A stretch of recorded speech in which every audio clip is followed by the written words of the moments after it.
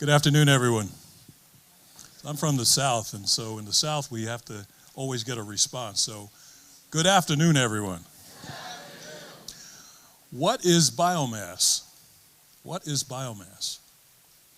Biomass is anything living or anything that has lived. So, plants and trees, animals, and human beings are biomass. So, there's a biomass person standing here, and I want to interact with all of the biomass that's in the room. So when I raise my hand, I want you to say biomass. Ready? Biomass. One more time. Biomass. Okay, my name is Joe James, and my company, Agri-Tech, tries to find ways to multitask bio crops and the resulting biomass that comes from those crops as many times as possible as a way of cutting down the effective cost of creating the biomass in the first place, and thereby making the things that we do, whether it be remediation of soil and water or the development of bioproducts, that much more cost effective. Let me take you back a little bit in my history. As a lover of science and actually a chemistry major, Dr. King was assassinated in my junior year. And I had to think about the circumstances around his demise. He had figured out that all of the civil rights legislation that we had in place, or might have, didn't mean very much if you didn't have the economic wherewithal to enjoy your freedom.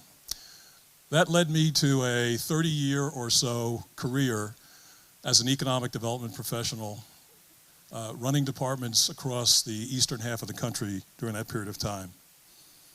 Another important change in my life was when I was recruited to take a senior position in South Carolina's Commerce Department. Now, having worked as an urban economic developer before then, this was my first exposure to rural America and my first exposure to the tragic rural poverty in certain parts of South Carolina, particularly along the I-95 corridor in the eastern third of the state, which you may know as the Corridor of Shame. The African American community in that part of the state has suffered since slavery in abject poverty, and it's not been through benign neglect. But what do rural communities have? They have what? What do they have? Okay, so rural communities have things that you could add value to. So if we could find a way of adding value to and creating uses for biomass, we could create jobs and reduce poverty and create economic opportunity. After some years, after leaving government and working on that for a couple of years, it was clear that technology was needed. And we acquired a pyrolysis technology from North Carolina State University that would convert biomass into an energy-rich, carbon-rich, natural bio-coal, if you will, a clean and renewable coal. But at the time, the federal mandates and the incentives that would be required to make that fuel work just were not there. So we pivoted. And we tried to find a way to reduce cost, because 90% of the cost of making a bioproduct quite often is the biomass itself. And so we began to work on ways that we might multitask biocrops and their biofuel and the biomass that results from them.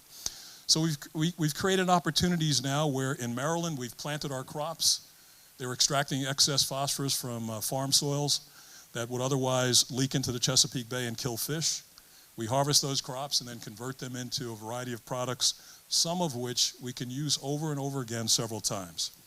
So we're looking forward to talking with you about helping us find additional strategic partners here in the area and additional opportunities to demonstrate our process and to help us build our team. I want to thank the Halcyon Incubator for having me to be among such a great group of cohorts.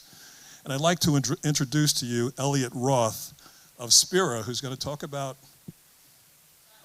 Very good, thank you.